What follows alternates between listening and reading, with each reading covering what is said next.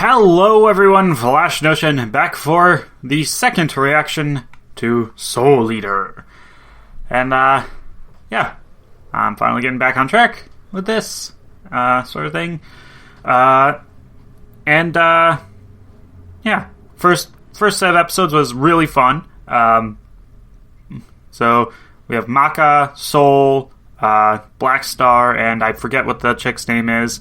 We also have a cat whose name I forget. I think it was Blair. It might have been something different, but I think it was something like that. Blair or Blaine or something like that.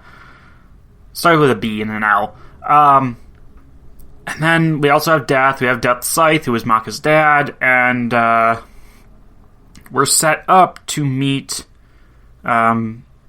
Death's son, I think? And his two pistol girls there. Yeah, all around, it's pretty interesting. The world is strange, so somehow there are like these relatively famous historical figures, it seems. Jack the Ripper, Al Capone, whose souls are turning into, like, demon eggs, I want to say. And then, like, they're eating other people's souls, and it's weird and creepy. And, yeah, our protagonists are trying to stop these guys. So, like, that seems pretty neat. Yeah, I have no idea why the world is the way it is in this show, and I'm hoping that we'll get around to answering at least a little bit in this set here. So, without further ado, let's get started in 3, 2, 1.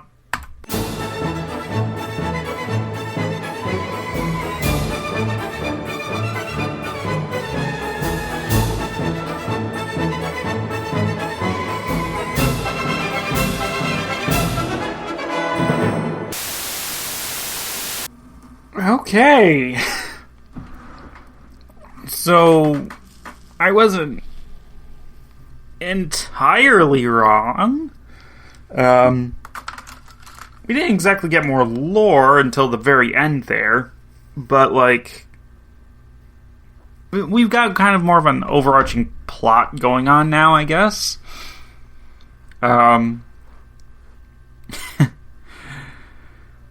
So Blair's just hanging around in Maka and Soul's apartment, which apparently they share. That's also kind of weird. Just, sure. Co-ed dorms, I guess. Nah, it's still weird. Sid, I feel like we should have had more attachment to him, because, like, he appeared in episode 3, and that was it. And then suddenly he's a zombie. And it's just like, apparently he was a pretty big deal teacher, and then gone. So, like, sure, why? And no indication of who actually killed him. We only know who apparently brought him back. It's like, what happened? What's going on here? Like, there's a few layers that we're missing that I'm hoping will get cleared up next time. There's always next time.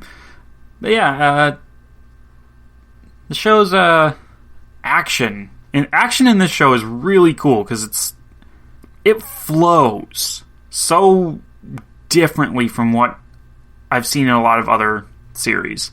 Sometimes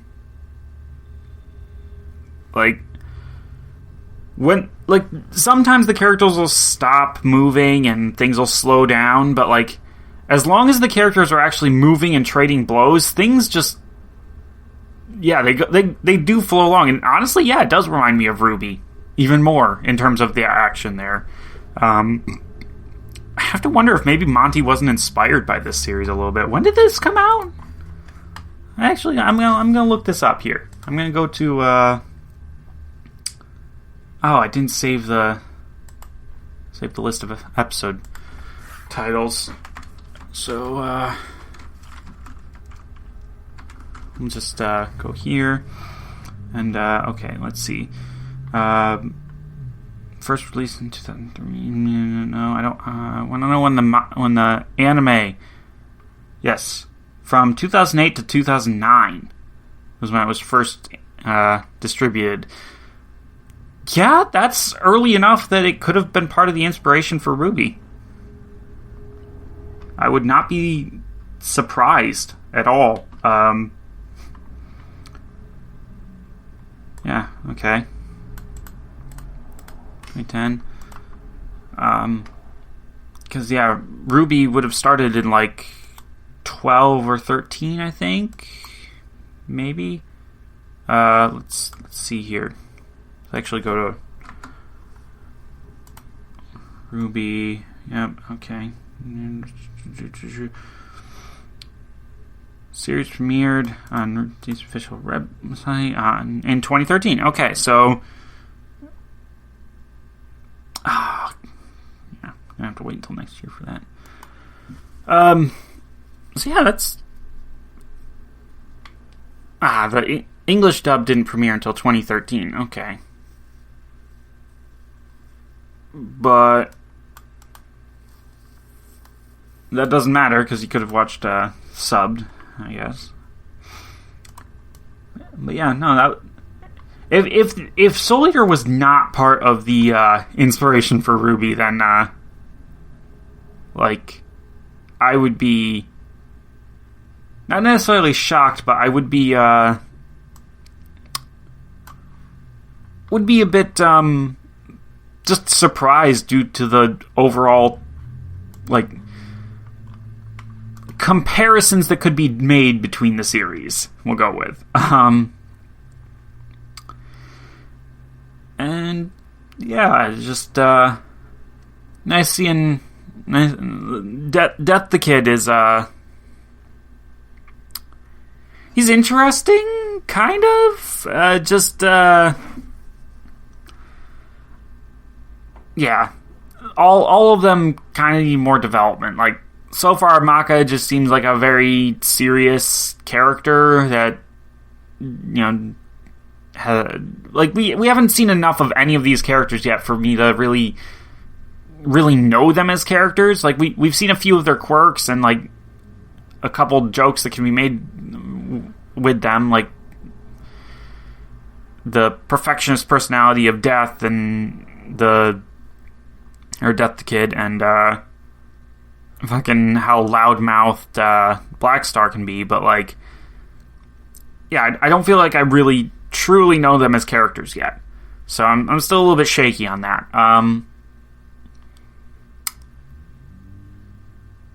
So yeah, but it was a nice introduction to Death the Kid, and kind of hoping he gets closer to our other characters here, because so far he seems pretty disconnected from them. Also, like, is it just me, or is there not really a pleasant relationship yet between these characters? Like, so far, all of them seem to be pretty hostile to most each other. Like,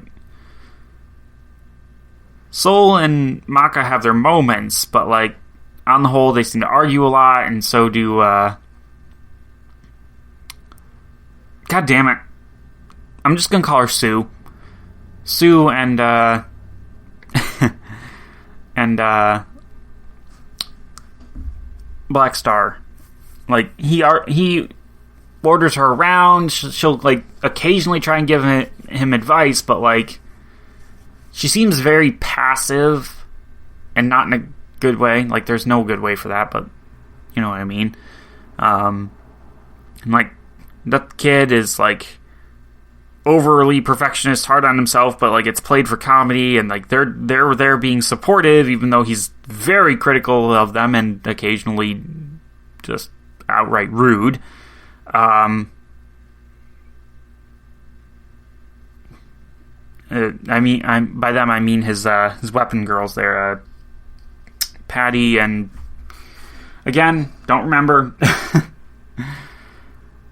but yeah, so like I kind of hope that grows a little bit. There, just like, yeah, I'm not used to series where like the characters are all hostile to each other. I haven't had that many series where that's been the case. Like there's and like most of the time when that is the case, they grow out of it. So I kind of hope that happens here, where everybody actually becomes better friends, or else, true enemies, one or the other. But we'll see. And then, yeah, we're setting up this Frankenstein thing, which now we're just doing straight up references, and it's crazy. So we had Rasputin, and then we had mummy stuff, and then now it's Frankenstein. What's next? Werewolves? Vampires? Honestly, I don't know. And if we're going on like historical figures that they could bring in to do bad stuff like this, let's see. Rasputin, Al Capone, and Jack the Ripper. Yeah, I don't know. I mean, those are all like relatively like Western references for characters. So I'm not sure. I feel like I feel strange. Like I feel like they might have more Japanese references there, but maybe not. Let's see, who else could they do? I mean, pretty much any politician if they really wanted to. Yeah. Let's see. Maybe like Lee Harvey Oswald or some other presidential assassin there. Maybe. John Wilkes Booth. Let's see. Trying to think. If you want to do like a really good one, you could go over to like the kings of England and France who are just horrible people. You could have like a Henry VIII. That would be pretty cool. You could go back even further. You could do like the myths. You could do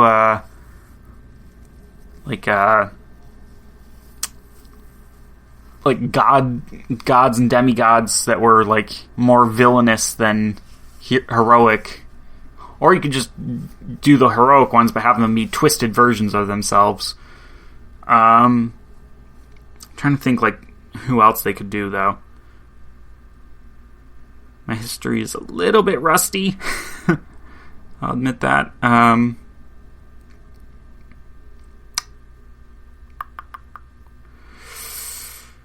Ooh. Yeah, because there were plenty of terrible people throughout history, but you have to go with someone who's specifically famous for how terrible they were. I mean, they could just go ahead and put anime Hitler in there. Why not? I don't know. But yeah, as far as where we go in the long run, I mean, everybody's trying to make their weapons into the next death scythe, so that's like our big goal at the moment. But I feel like there's got to be something more. I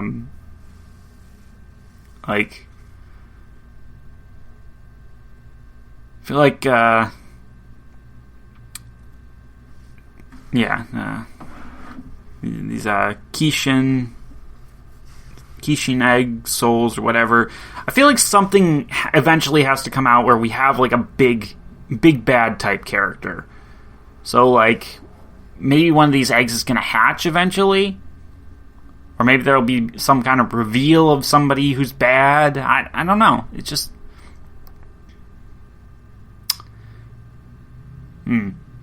I mean,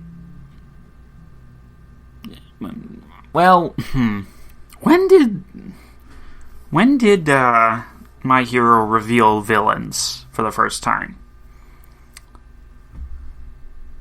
I feel like Yeah, no, it wasn't until like episode 6 or 7 of the first season is the first time we got a glimpse of Shigaraki. And then we didn't really reveal All for One until, I think, late season 2?